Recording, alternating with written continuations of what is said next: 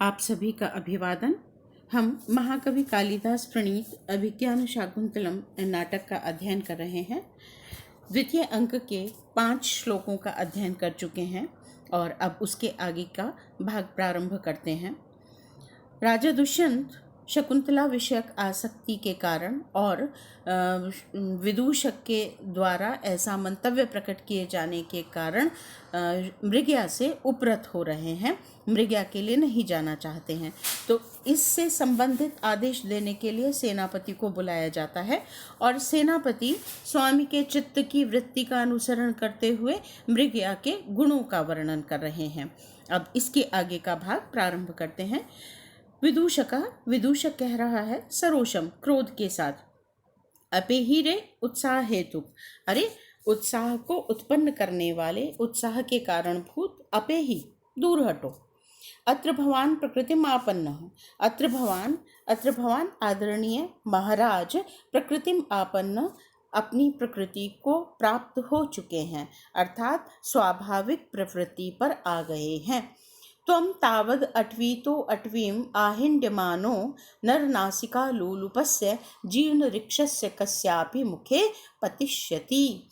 त्वं तावद् तुम तो अट्वीतो अट्वीम आहिंड्यमानः एक अटवी से, एक जंगल से या एक वन प्रदेश से, अट्वीतो दूसरे वन प्रदेश में, आहिंड्यमानो घूमते हुए, नर नासिका लोलुपस्य नरस्य नासिकायाः लोलुपः मनुष्य की नासिका के लोभी, कस्यापि जीर्ण ऋक्षस्य मुखे किसी बूढ़े भालू के मुख में पतिष्यति पड़ोगे। एक तरह से उसके उत्साह को दूर करने के लिए कह रहा है कि महाराज अपनी स्वाभाविक प्रवृत्ति को आ गए हैं और तुम्हें मृगया की पड़ी है, तुम जरूर अवश्य ही किसी बूढ़े रीछ के मुख में जा पड़ोगे, एक जंगल से दूसरे जंगल में घूमते हुए।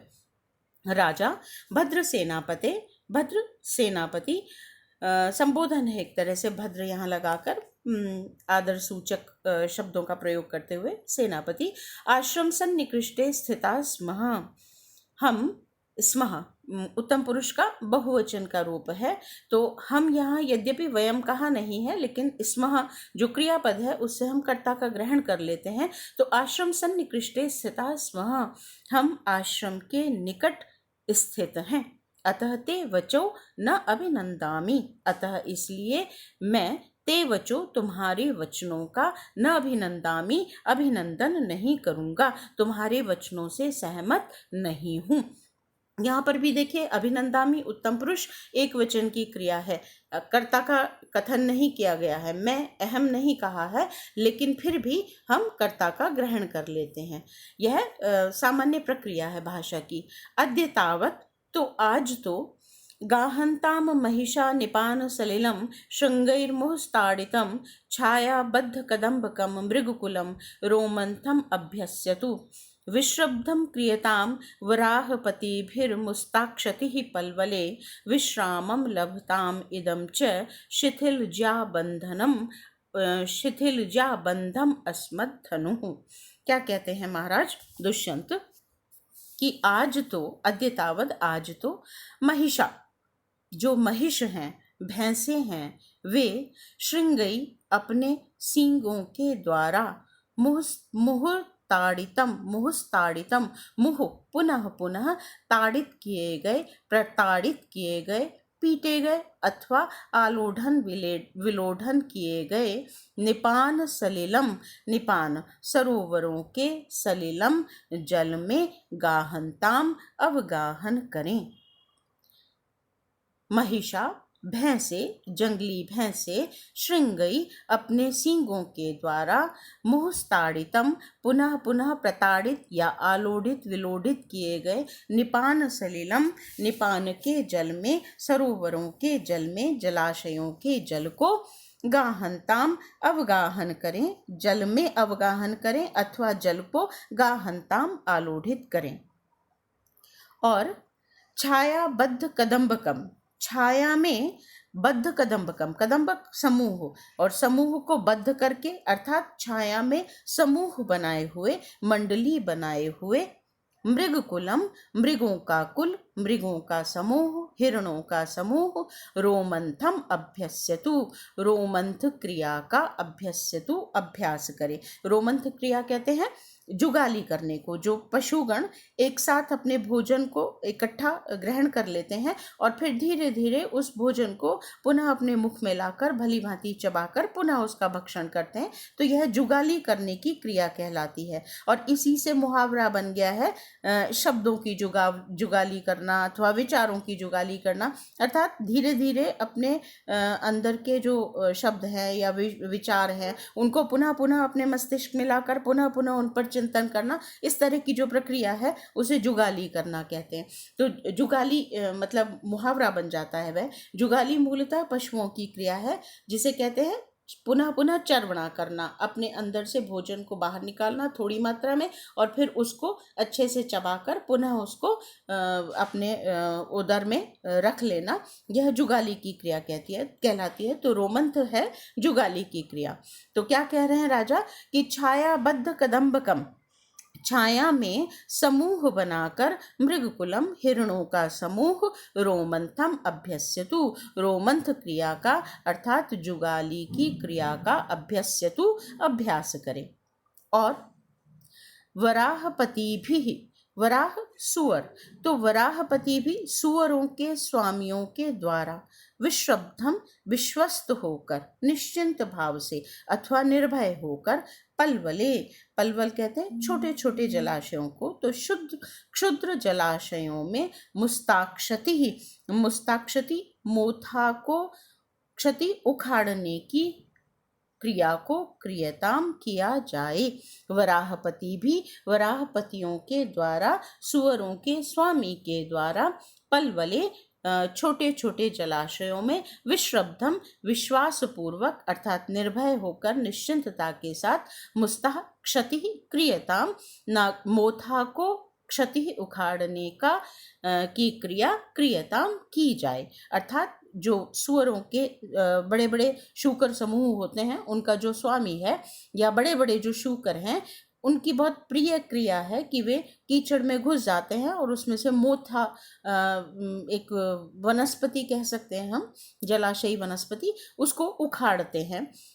तो यह उनकी स्वाभाविक क्रिया है। आनंद मग्न जब होते हैं तो इस क्रिया को करते हैं। उसी के लिए यहाँ संकेत किया जा रहा है कि वराहपति भी जो जंगली शूकर हैं, बड़े बड़े जंगली शूकर हैं, वे पलवले क्षुद्र जलाशयों में विश्रब्धम विश्वस्त होकर, मुस्ताक्षति क्रियताम नागर मोथा को तोड़कर खाएं या नागर मोथा को तोड़ने की क्रिया करें।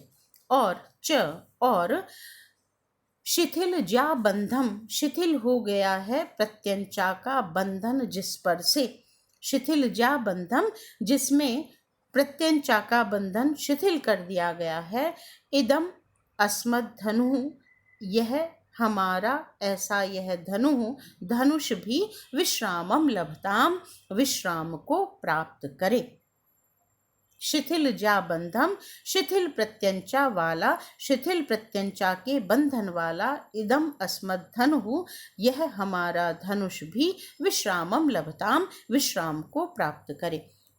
फिर एक बार देखिए, महिषा जंगली भैंसे, श्रृंगई अपने सींगों से, मुहुस्ताड़ितम पुनः पुनः प्रताड़ित करते हुए, निपान शैलम सरोवर के जल को, गाहनताम अवगाहन करें, सरोवर के जल को आलोढ़ित करें। यह भैंसों की स्वाभाविक प्रक्रिया है। जब वे अपनी मस्ती में, अपने आनंद में होते हैं तो जलाशयों में प्रविष्ट हो जाते हैं और जैसे जल क्रीड़ा करते हैं, जल से खेलते हैं, बार बार अपने सींगों से उस जल को उछालते हैं। तो यह उनके आनंद की स्वाभाविक क्रिया है। उसे ही कह रहे हैं कि महिषा भैंसे श्रृंगई अपने सींगों से मुँह पुनः पुनः निपान सलीलम सरोवरों के जल को, मुस्ताड़ितम पुनः पुनः आलोढ़ित करते हुए, गाहनताम अवगाहन करें या मुहु। अब फिर देखिए, महिषा भैंसे श्रृंगई सींगों के द्वारा मुहस्ताड़ितम बार बार प्रताड़ित किए जाते हुए निपान सलिलम सरोवर के जल को गाहनताम अवगाहन करें, आलोढ़ित करें।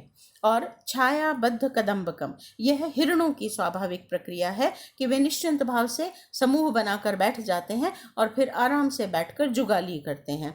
तो उसी को कह रहे हैं छायाबद्ध कदम्बकम, छाया में समूह बनाकर मृगकुलम, हिरणों का समूह, रोमंथम अभ्यस्यतु, जुगाली की क्रिया का अभ्यास करे। वराहपति भी बड़े बड़े जंगली शूकरों के द्वारा पलवल में, क्षुद्र जलाशयों में मुस्ताक्षति विश्रब्दम निश्चिंत होकर मुस्ताक्षति क्रियताम, नागरमोथा को उखाड़ने की क्रिया की जाए।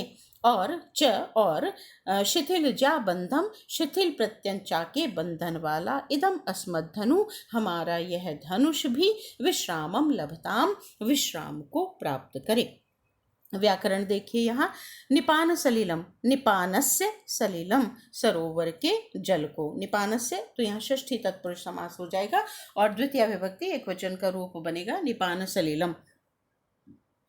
गाहनताम, गाह धातु है और लोट लकार का रूप है, अवगाहन करें। छायाबद्ध कदम्बकम, छायासु बद्धम कदम्बकम येन तत्, छाया में बनाया है समूह जिनके द्वारा, बनाया गया है समूह जिनके द्वारा, तो यह मृगकुलम का विशेषण बन जाएगा, इसलिए यहाँ पर बहुव्रीहि समास है। विश्रब्धम पद है, विउपसर्ग है, श्रम्भ धातु यहाँ हलंत लगने से रह गया है धातु में, और इक्तः प्रत्यय, तो विश्रब्धम पद बनेगा। मुस्ताक्षति, मुस्तानाम क्षति, षष्ठी तत्पुरुष हो गया यहाँ पर, मुस्ताओं को क्षति तोड़ने का काम, तो मुस्तानाम क्षति षष्ठी तत्पुरुष समास है। और क्रियताम में क्री धातु का लोट लकार का रूप है, कर्मणि, कर्म के अर्थ में क्री धातु लोट लकार का रूप है। शिथिल जा बंधम, शिथिल जायायाः बंधो यस्य तत्, शिथिल हो गया है जा प्रत्यंचा का बंधन जिसका, ऐसा, तो यह भी धनुष के लिए हो गया है, अस्मद्धनु धनुष का विशेषण बना, इसलिए यहाँ पर भी बहुव्रीहि समास हो गया। विश्रामम, विउपसर्ग है, श्रम धातु और उससे घय प्रत्यय करेंगे तो विश्राम पद बनेगा।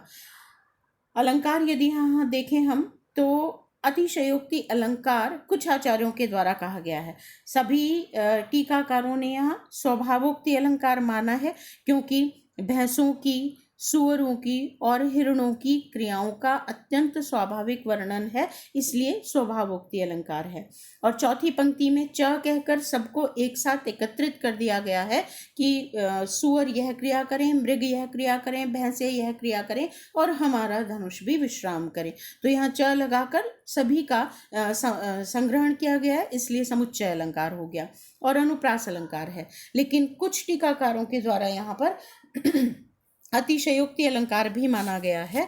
और यहाँ पर कुछ टीकाकार जो जिसे हम कहें जिनमें व्युत्पन्न मतित्व बहुत अच्छा है, अधिक है, उन्होंने यहाँ पर यह भी माना है कि यहाँ क्योंकि शकुंतला के वियोग में दुष्यंत दुखी है या उसकी स्मृति में है, इसलिए इस भावना को यहाँ पर उन्होंने स्वीकार किया है कि यहाँ वस्तुतः जो महिषा पद कहा गया है उसमें महिष्यश्च महिषाश्च एक द्वंद्व समास होगा, अर्थात कोई भी वियोग से पीड़ित न हो, भैंसे महिषी और महिष ये दोनों ही निश्चिंत भाव से विश्रब्ध होकर अपने आनंद की क्रिया को करें। इसी तरह मृगकुलम में भी एक शेष समास मानते हुए मृग्यश्च मृगाश्च, हिरणियाँ और हिरण एक साथ बैठकर जुगाली करें, अर्थात वियुक्त न हो, तो कुल से यहाँ पर जो क्या कहते हैं मृग मिथुन का आक्षेप है। और मुस्ता, विश्रांति, जा, इन सब में एक तरह से नायिका का प्रतिबिंब यहाँ पर रखा गया है और जो विशिष्ट रति का भाव है वो यहाँ पर ध्वनित होता है, ऐसा कुछ टीकाकारों ने माना है। लेकिन सामान्यतः जो अर्थ है आप उसे दृष्टि में रखें, और यह पशुओं की स्वाभाविक आनंददायक क्रिया का यहाँ पर वर्णन किया गया है, तो स्वभावोक्ति, समुच्चय और अनुप्रास अलंकार है। छंद यहाँ पर शार्दूल विक्रीडित छंद है और यह छंद हम कई बार इसका लक्षण पढ़ चुके हैं, तो उसे आप अपनी स्मृति में रखिए। अब आगे सेनापति कहते हैं, यत् प्रभविष्णवे रोचते, प्रभविष्णवे स्वामी को जैसा रोचते रुचिकर लगता है। रुच धातु के योग में चतुर्थी का प्रयोग होता है, इसलिए प्रभविष्णवे यहाँ चतुर्थी का प्रयोग है। यत् जैसा, प्रभविष्णवे रोचते स्वामी को जैसा रुचिकर लगे। राजा तेन ही निवर्तय पूर्वगतान वनग्राहिणः, तेन तो फिर पूर्वगतान पहले भेजे गए वनग्राहिणः वन को घेरने वालों को निवर्तय लौटा लो।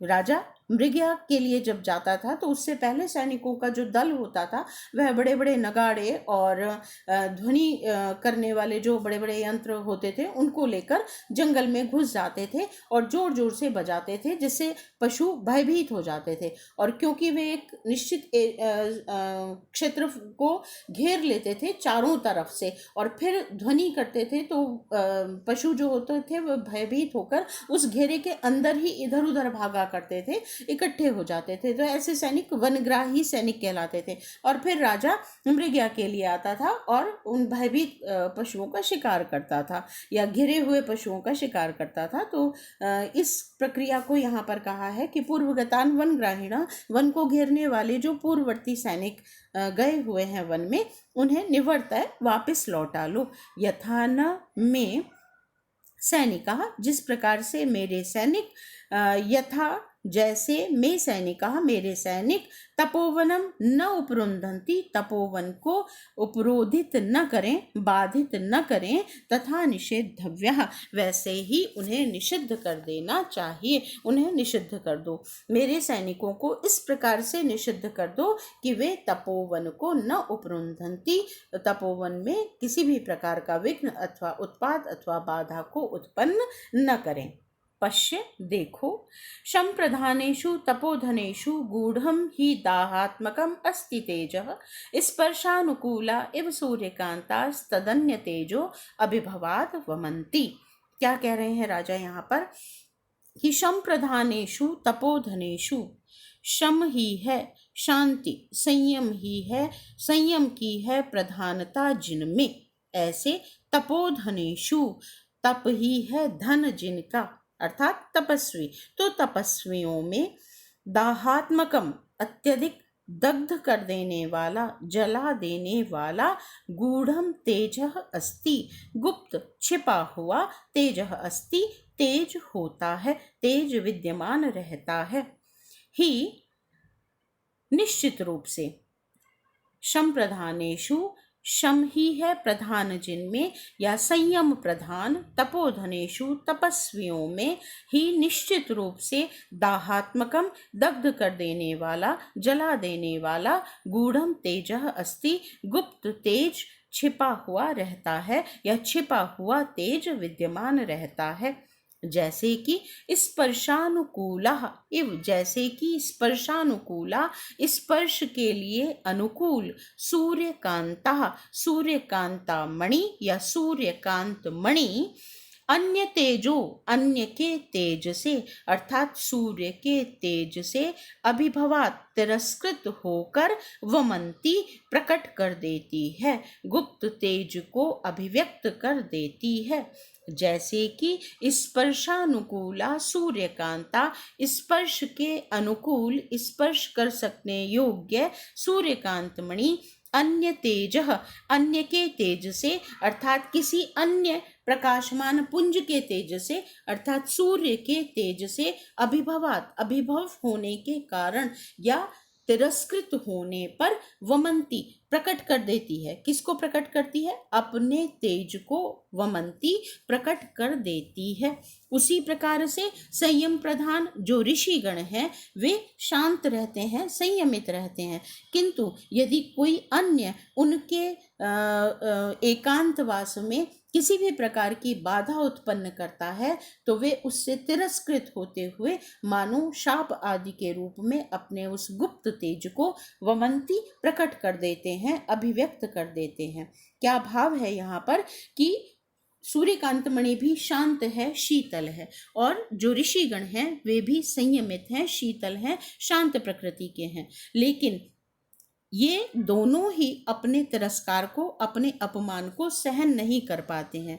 सूर्यकांत मणि के लिए कहा जाता है कि यदि उसे सूर्य के समक्ष रख दिया जाए, धूप में यदि रख दिया जाए, तो कुछ समय पश्चात यदि कागज आदि को उसके समक्ष ले जाया जाए, फूस आदि को उसके समक्ष ले जाया जाए, तो वह उसे दग्ध कर देती है, जला देती है। इसी प्रकार से जो शम प्रधान ऋषिगण हैं, उनके नित्य क्रिया में, व्यापार में, कार्यों में, उनके तपोवनों में यदि किसी प्रकार से उन्हें तिरस्कृत किया जाए, अपमानित किया जाए, तो वे अपने जो अपना गुप्त तेज है, जो तप है, उसको वमंती अभिव्यक्त कर देते हैं, प्रकट कर देते हैं। और किस तरह से प्रकट कर देते हैं?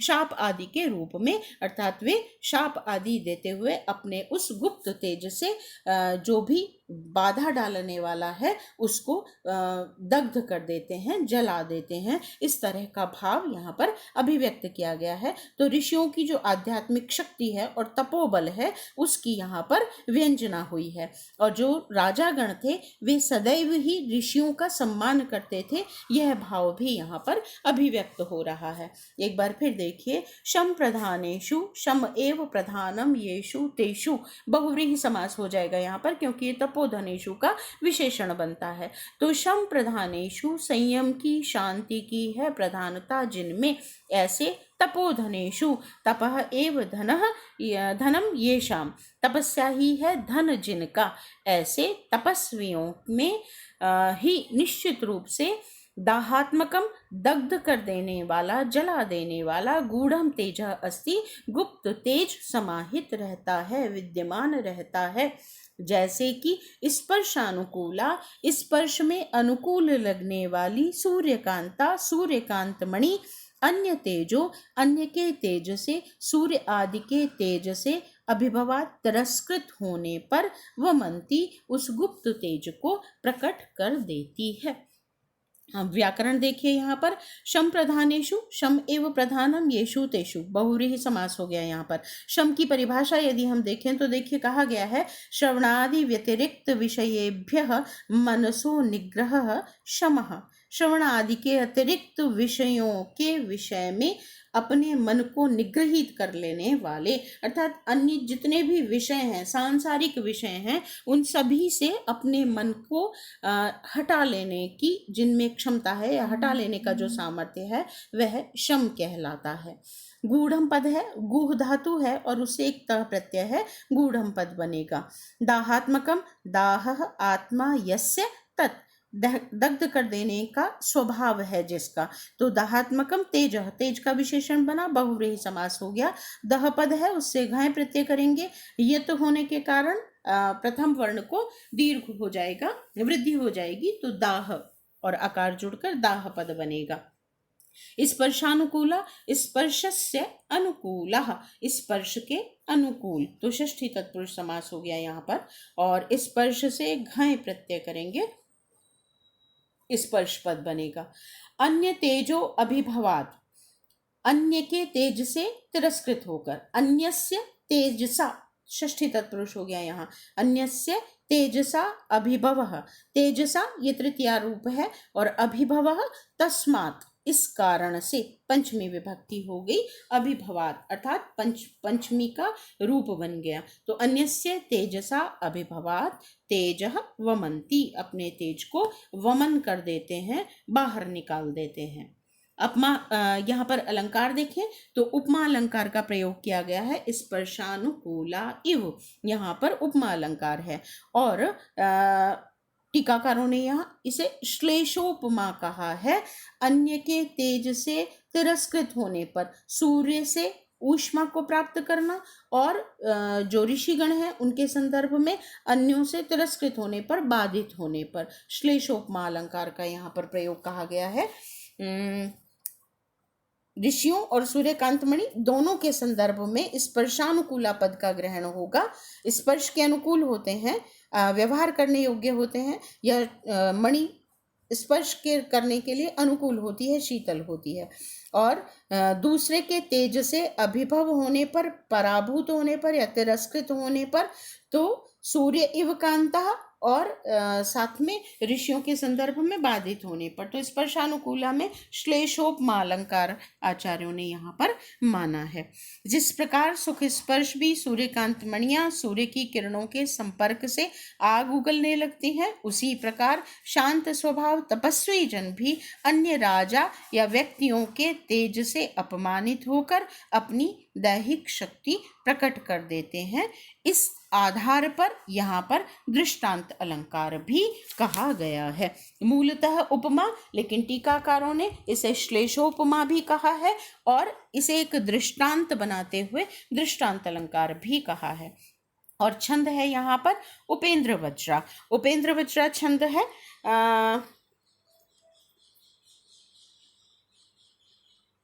इसका उपजाति छंद है। यहाँ पर गलत लिखा हुआ है, उपेंद्र वज्रा छंद नहीं है, उपजाति छंद है। इसे आप क्षमा के साथ मैं कहती हूँ, आप इसे करेक्ट कर लीजिए, सही कर लीजिए। उपेंद्र वज्रा के स्थान पर यहाँ उपजाति छंद कहिए। और उपजाति छंद कहाँ होता है? मिश्रितासु, जब दो छंदों का मिश्रण होता है तो वहां जाति छंद कहलाता है। जैसे यहाँ पर इंद्र वज्रा और उपेंद्र वज्रा, इन दो छंदों का मिश्रण है। पहली, दूसरी और तीसरी पंक्ति, पहली पंक्ति में उपेंद्र वज्रा है और शेष तीन पंक्तियों में यहाँ पर इंद्र वज्रा छंद है। प्रथम चरण में उपेंद्र वज्रा है और शेष तीन चरणों में इंद्र वज्रा का प्रयोग किया गया है। इसलिए मिश्रित छंद होने के कारण यहाँ पर उपजाति छंद है। और उपजाति छंद का लक्षण लिखा है, अनंत रोदीरित लक्ष्म भाजौ पादौ यदि यावुपजातयस्तः इत्थम किल अन्यासु अपि मिश्रितासु। जैसे यहाँ मिश्रण है, ऐसे ही अन्य स्थानों पर भी मिश्रण होने पर या एक से अधिक अर्थात दो छंदों का मिश्रण होने पर जातिषु एवमेव नाम वदंती, इन छंदों को या ऐसे छंद को जाति छंद कहा जाता है। तो यहाँ उपजाति है, पहला चरण उपेंद्र वज्रा का और शेष तीन चरण इंद्र वज्रा छंद के हैं, इसलिए यहाँ पर उपजाति छंद है। आज के लिए इतना ही, धन्यवाद।